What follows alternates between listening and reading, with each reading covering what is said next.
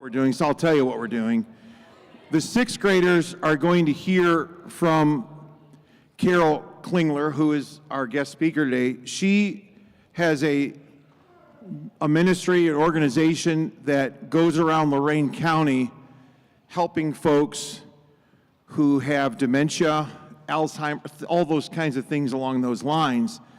And not only does she work with those folks who are having these tragic things happen to them, but she also helps the caregivers as well. One of the things that often happens is the caregivers get forgotten about also. So as I was telling the sixth graders this week, you guys, one more time, we'll mention it. Imagine you've been married to your husband or your wife for 40 or 50 years or more, and all of a sudden now, you're in a position where you have to take care of him or her because he's starting or she is starting to mentally disappear. You don't leave that person.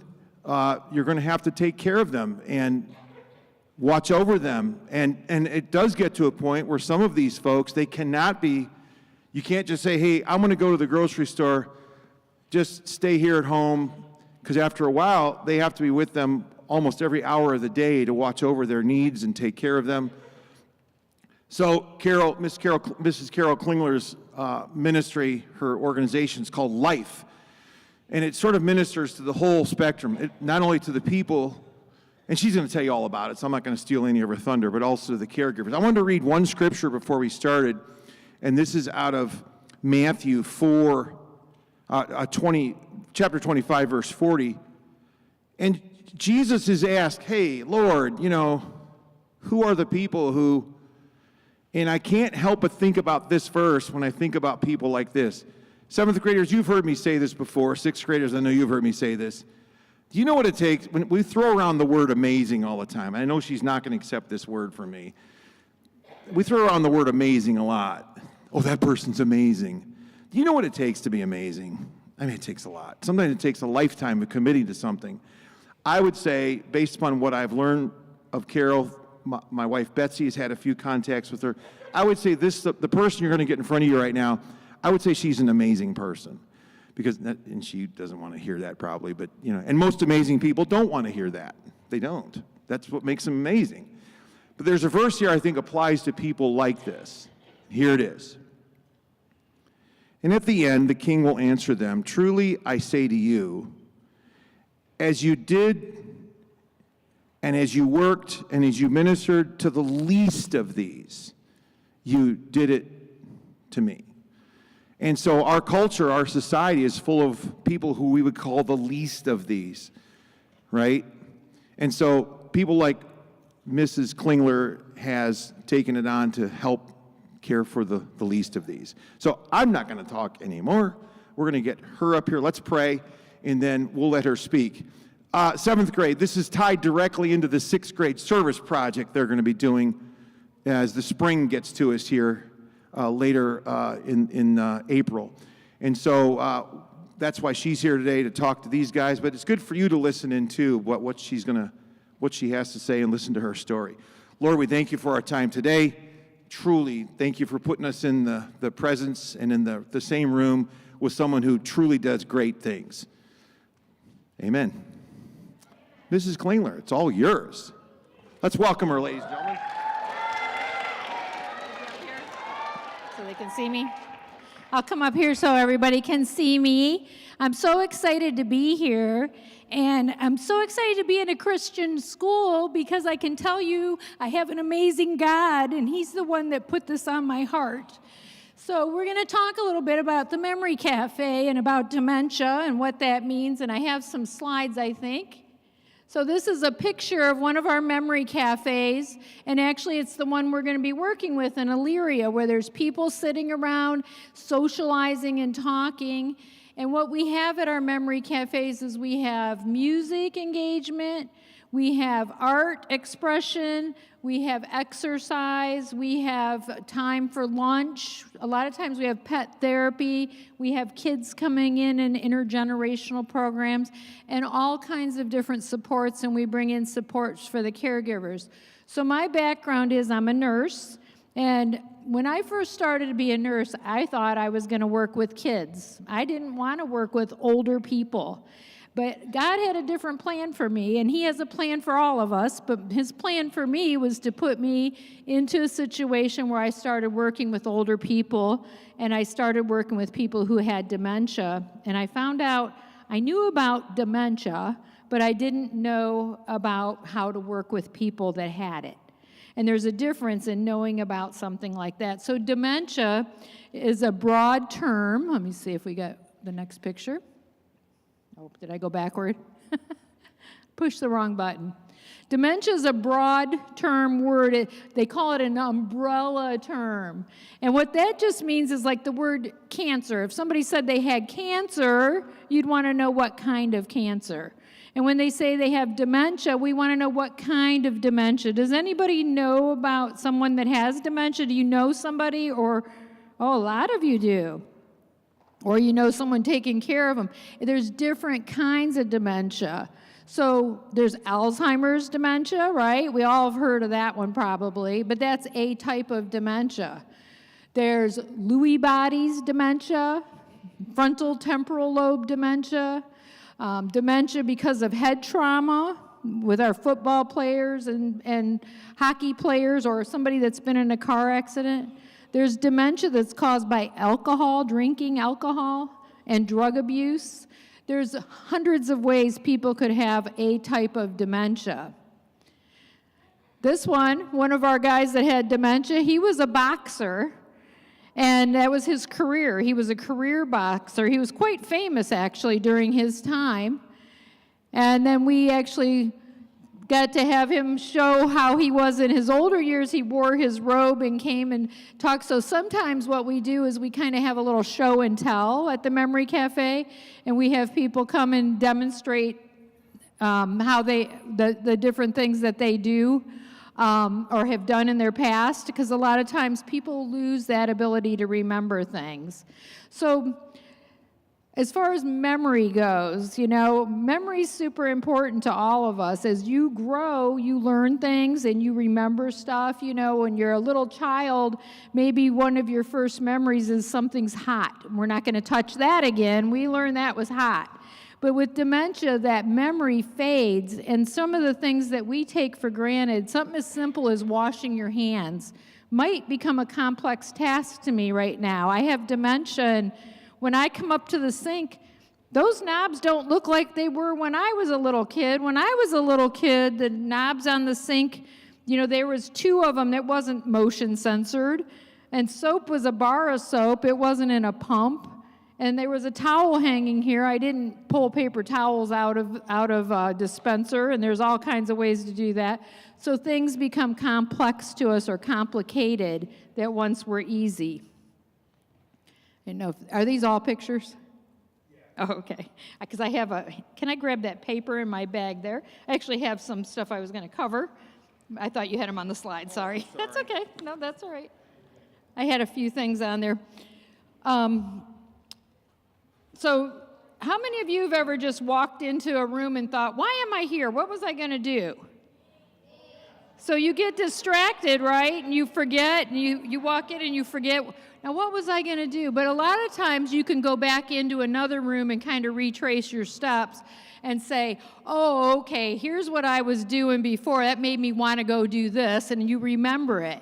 But a person with dementia a lot of times loses that ability to just go back and retrace their steps. They don't even remember that they were in this other place before.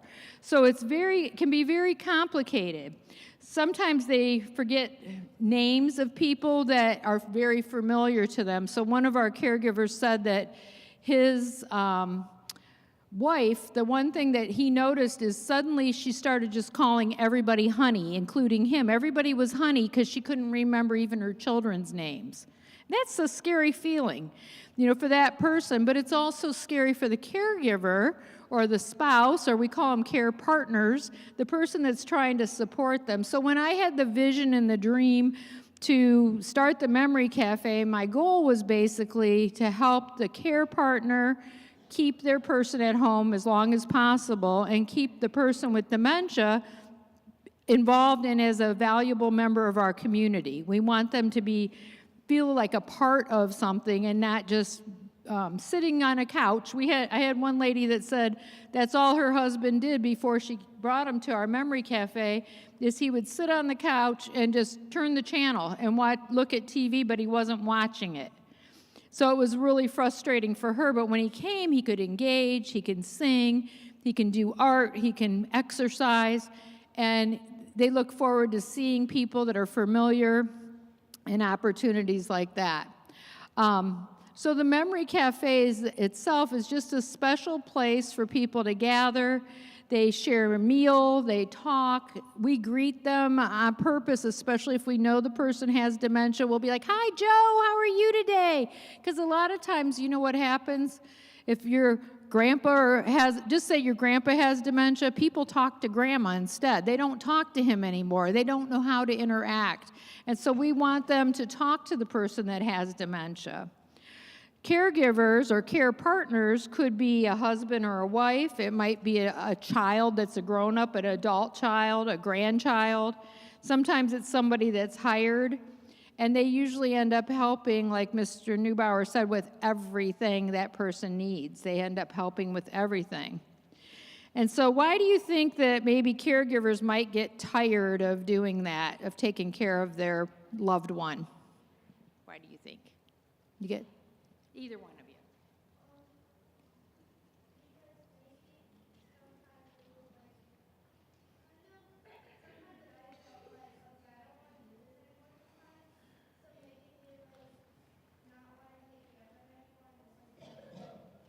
Yeah, they could. They could just get tired of having to do the same thing all the time and be that responsible person. Were you going to say something different or the same?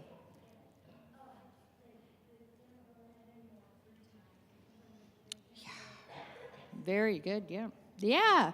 So she said they don't have any more free time, and that's very true. So one of our caregivers, she said to me the one day, she said, you know, when you're doing an art project, a lot of times I let a volunteer do that with my husband, and I just walk away because it's the one time during the week that I don't have to do something with him. Imagine if you always had to do something with somebody else. No matter how much you love them and care about them, sometimes you need me time, right? Sometimes you want time just for you. So caregivers need support too. A lot of times they're just physically drained, and people are asking them how they're, you know, how's your person that has dementia? How's your husband? How's he doing? But they don't ask, how are you doing as the caregiver a lot of times. Emotionally, it's hard. It's hard to watch somebody you love that you built many years of memories with and have them not remember any of it or not remember you. And sometimes it's a lonely feeling. A lot of our caregivers say they didn't feel like anyone else was going through this. They felt like they were alone and that people didn't understand what they were living with. So the care packages, I want to talk about them. So we're really, really thankful for the care packages for the care partners or the caregivers because it's so meaningful for them. We did it one time before a while ago, and the care partners were so amazed and so moved by just the thought that someone else was thinking of them. A lot of times we don't realize the power in that. There was a lot of them just loved the notes that they had, the notes that they received. They thought they were the best thing ever, that they got a note from somebody. They all were able to find something in that package that was meaningful or special to them. So some of the things just to be aware of is that a lot of times it encourages people, because imagine just helping someone every day, loving someone who doesn't always remember, and having to show up, not really feeling like you have a choice, that you have to help that person all the time. If you were a caregiver, think about what might make you feel like someone cared or like somebody was supporting you. That's one thing you can think about when you're thinking about your project. And also, just being kind to people doesn't require any expertise. Everybody can be nice and be kind to people. Understanding about things, it's so great to have younger people learning stuff. A lot of the things like talking about dementia in general, a lot of older people don't understand that what the difference is, and just being able to share that. And just know that what you do today really matters to the people that you're helping. So we're talking about making the world a little kinder place for families living with memory challenges, basically. So we could do a little poll, basically. Thumbs up if music helps you feel better. Does music ever help you feel better? A lot of people. Yeah, so that's a great thing for people. A lot of our people with dementia that don't really talk, all of a sudden you'll see them singing. And you're so surprised that they're singing. But that part of music lives in a place in our brain where our feelings live. And it's so important to people who have dementia for us to help make them feel good. So if you have a grandparent, for example, who's living with dementia, they probably a lot of times are happy when they see you because just seeing you makes them feel better. And if you do something, you talk to them or you do something with them, again, you're helping them feel happy. And they might not remember later that you were over, but you still made their day better by being there. So always remember, even if people don't remember, you can still make their time better. And these are pictures of some of the therapy dogs. That one's not the one, that's not my dog, but that's one of our therapy dogs that comes. You know, pets a lot of times make people feel happier. Does anybody have a dog or a cat? Thumbs up? Yeah? And they make you feel happier. And this is one of our exercises. So when we do exercise, we're not necessarily just, lifting weights or something. We actually bat a balloon around. People like to do that. And they like that feeling. It's an opportunity to feel successful, to feel like part of something. Those are things, those feelings matter to us, just like they matter to you. You know, if you're around other friends, you know, you want to feel like you're part of the group. You want to feel like you're involved in doing something. This is an example of one of our art expressions, and we try to do things that are fun and meaningful, and this had a planter, so they were able to take it home in the spring and plant their flowers, and they're very happy about it. And so when you think about things, I don't know if you already talked about items to put in their bag, or you want me to? Okay. Because some of the things you could think about, any kind of cards, of course, like I said, cards and notes, and just letting people know you're thinking about them. Even if you don't know them, you can feel for them and what I just shared about what they do every day. And how, you know, it's really inspiring. Like when I see people sometimes in their 80s and even once in a while in their 90s taking care of somebody else in their 80s and 90s, I think it's remarkable. And I think they have a lot of courage and strength to do that. Things like hot chocolate packets or tea bags can be relaxing. Stress balls or fidget items. Any kind of wrapped snack items are good. A lot of people like trail mixes or cookies or something like that could be in there. Any type of hand lotion, lip balm or lip chapstick.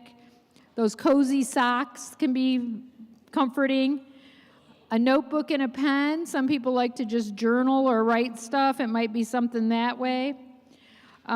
Any kind of pictures you might draw or something like that. People love that kind of stuff, or a bookmark or an uplifting message.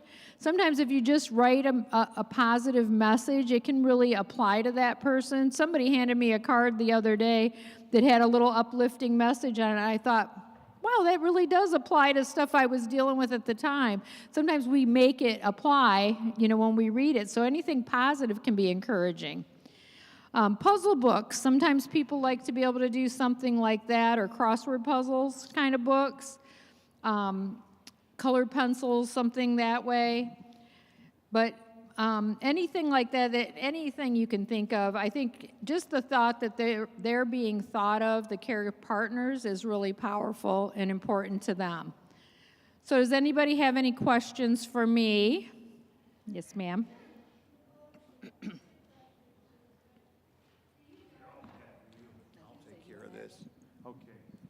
What's your question? What made you want to work with people that had dementia? That was my question. So what was the thing that made you start? There must have been events or something. So I started working in a nursing home. I was working in long-term care, and I had an opportunity to hear this lady talk about something called validation therapy. And validation therapy is a tool used for working with people with dementia. And what you find out is that basically we use this tool all the time with our friends and stuff. If somebody comes and they just want to share something with you, like maybe they're frustrated or upset, and we listen to them and we say, oh, that sounds hard, that sounds difficult, how did you do it? Then a lot of times they feel better and they say, oh, well, maybe it wasn't that bad. That's what we do sometimes with people with dementia. We listen to them, and they call it stepping into their world. So say a person with dementia says, can you take me home? Well, you can say, well, no, but where do you live? What kind of house is it? Who else lives there? And suddenly they're happy and calm because they were able to talk about their feelings. And so I learned that, and I started practicing it, and I started seeing it was working, and I thought, why don't other people know these things? So then I learned more and more things that we could do like that help people with dementia, and I wanted other people to know it too.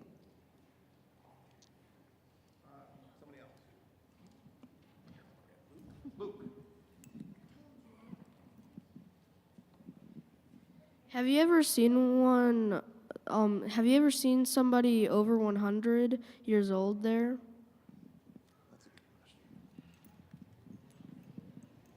That's a great question. We had somebody 105 years old. So that was pretty amazing. And it was she was actually pretty sharp as far as she had dementia, but she was still able to do a lot of things. One of the things that I think is really important too is a lot of times people with dementia still understand and enjoy laughing and jokes, funny, silly things. They get a kick out of it. And I would always love that she enjoyed that kind of stuff. And she loved the dogs too that came. Good question. Elaine. My question is there a certain age people get dementia? That's a good question too. So most of the time, dementia happens later in life, after like 65 years old, later on in life. But there are times that there's an early onset, like Alzheimer's disease has an early onset, where sometimes people could be in their 40s and get dementia, and so does frontal temporal lobe dementia, which is really difficult a lot of times to diagnose, but sometimes they'll see that early on.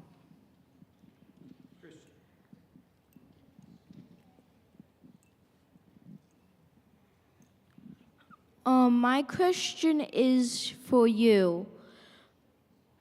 So you said that people could get, why am I forgetting it? Dementia from boxing. Is it just boxing where you can like get it, or is it like other sports? That's a good question. Yeah. Good questions, you guys. So that's a great question. It's called traumatic brain injury. So what it means is when you get hit in the head really hard, so it could be in a car accident. Say you hit your head, but people who are in boxing, a lot of times they get punches in the head. They get slammed to the mat and hit their head. So you could damage the brain. Right here in Columbus, Ohio, we have the Football Hall of Fame, and guess what's not too far away? There's a facility there that's working with football players that have had brain injuries. And so they develop a dementia from that. And it can be hockey, there's all kinds of games that could be involved, but you want to always protect your head, even riding a bike or anything like that. We want to protect our head. We used to not know those things, but now we do.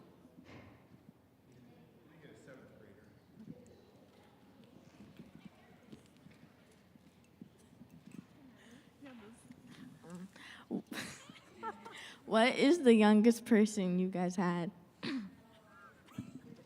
Youngest person. Yeah.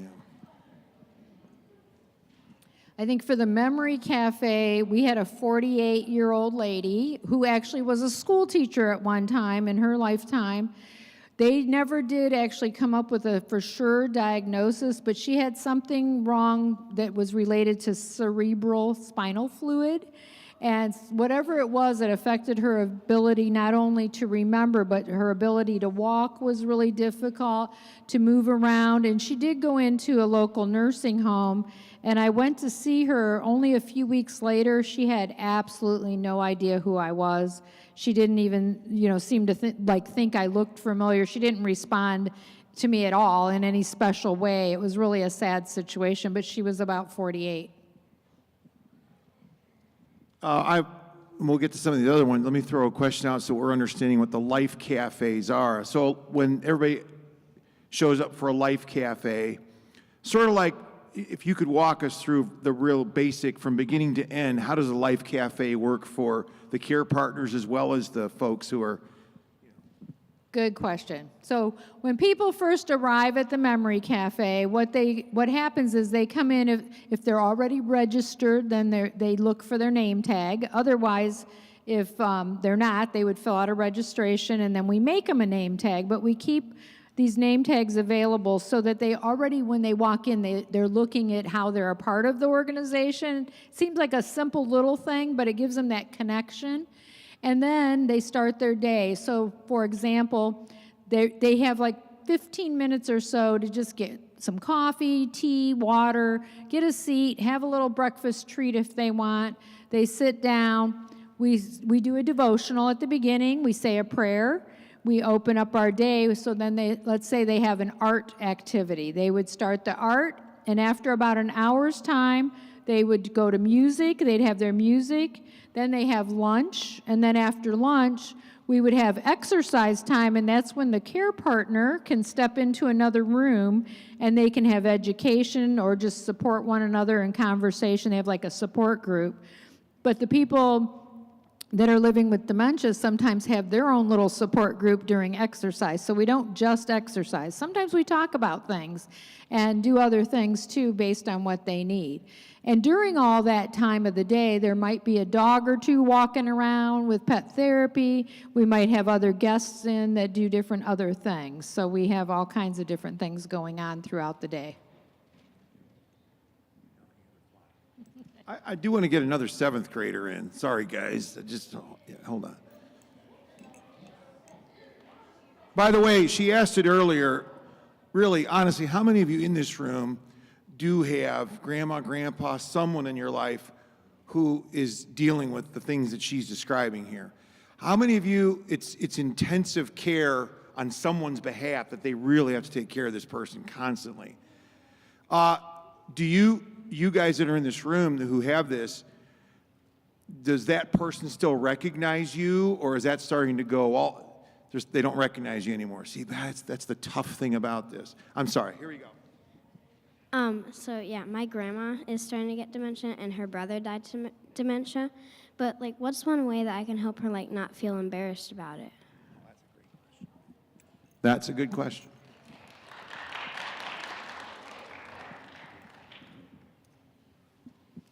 I think there's several things, and that's a great question of how to not have them feel embarrassed about it. You know, if you had heart problems, or if you had kidney problems or lung problems, like as we age, a lot of times we develop some kind of health problem. You let them know it's not their fault. It's a disease, and a lot of times the term brain failure, like we say heart failure and kidney failure, we just say it's brain failure. Your brain's not working. It's not your fault, you know. And then loving them, being kind to them, enjoying laughing, and not fretting about what's happening. You know, letting them know that we're here to support you. We'll help you in any way we can. Those are all positive things. Getting them involved in something, if they're not around a memory cafe, if there's something else they could do at the library or somewhere to keep their brains active and functioning and doing as much as they can for themselves. Sometimes we think we're helping people if we jump up and do stuff for them, But with dementia, it's really best the more they can do for themselves, the longer they can do things for themselves, the better off they are, their brain is, and the more they feel in control of what they're doing. So we don't always want to answer their questions for them. We want to give them time. How much time do you think you should give somebody with dementia to answer a question? If you ask them a question, how long should you wait before they answer? How long you think? A minute? Anybody else? Huh. How many did you say? So the answer really is 20 seconds. And 20 seconds of silence can seem like a long time. Yeah, 20 seconds of being quiet can feel like a really long time. But if you give them that time, what I find out most of the time is they will answer the question. And when you ask the next question, it seems like they answer faster or quicker because we've given them that time and that dignity. But a lot of times we answer for the person or we finish their sentence without giving them a chance to do that. But all those things would help them not feel embarrassed. Just giving them that time to do those things. Great question. Caleb.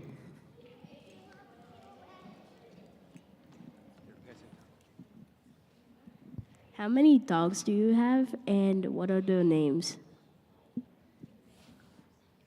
We were going to try to get one of the therapy dogs here today. We were going to try. We wanted to bring Julius as my dog. His name is Julius, Julius. And he's going to be 4 years old, and he's a pet therapy dog. He's a Shih Tzu. He's a Shih Tzu toy poodle mix. And he has a sister that's not trained, but her name's Cleopatra, and they're good buddies. But we have several other dogs that come to the Memory Cafe that are not my dogs, but other therapy dogs come. We have a dog named Saul. We have Putter as another dog. We have a dog named Yuki who actually came from the Ukraine. So their owner shipped him over here and rescued this dog and took care of it, and now it's a certified therapy dog. It's an amazing dog to see. I should have brought dog pictures. But we have a lot of different dogs that come in, and they all have to be certified as pet therapy dogs or beyond that. Along that line, what exactly does the therapy dog do for the person? So what the therapy dog does, usually they're kind of walking around in like a normal environment, and they tend to know who likes to have them. Not everybody loves dogs, you know. Some people are like, no, I don't want the dog by me. And they kind of sense who to go to, and they'll go over and just stand by somebody, and people can not only pet the dog, but a lot of times they reminisce about dogs they've had in the past. They'll talk about their dogs and they'll say things, and then sometimes the dogs can do tricks and do little entertaining things that people enjoy, and they will really laugh. Yesterday I was at the cafe in Avon Lake, and we had everybody that had memory loss and dementia in a circle for exercise time, and I had Julius with me, so I had him do tricks, and they were just so amazed at the different things he can do. So it was just a fun and entertaining time too.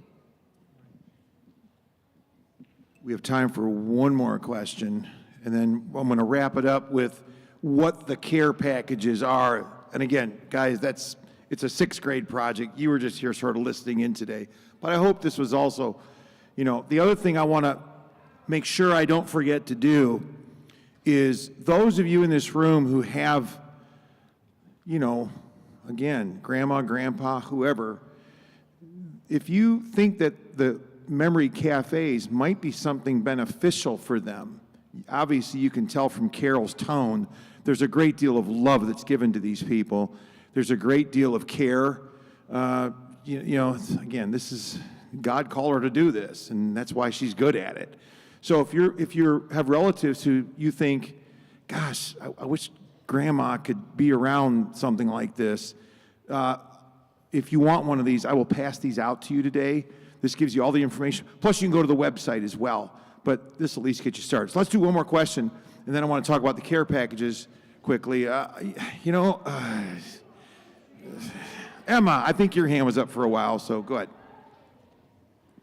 What do they enjoy the most?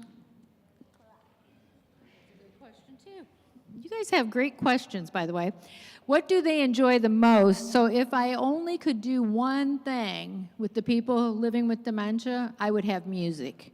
Because with music, they feel happy, or sometimes music can make people feel sad, but they can express feelings.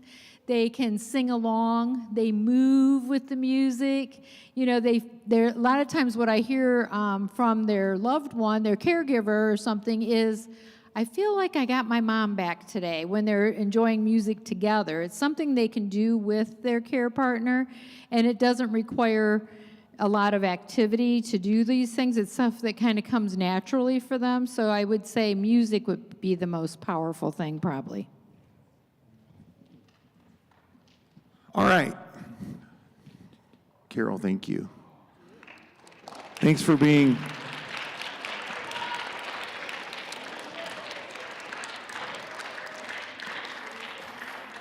Thank you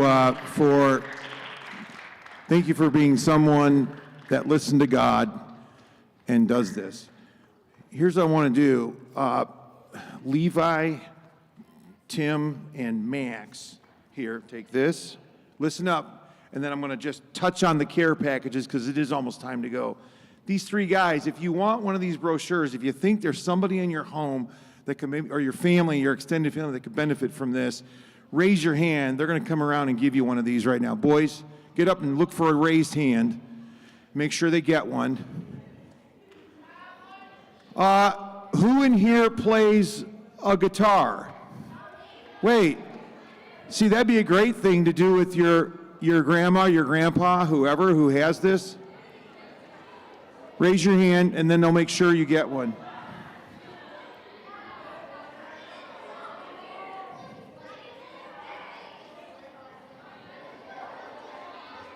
Oh, yeah, I forgot about those, yeah. It's a brain, yes.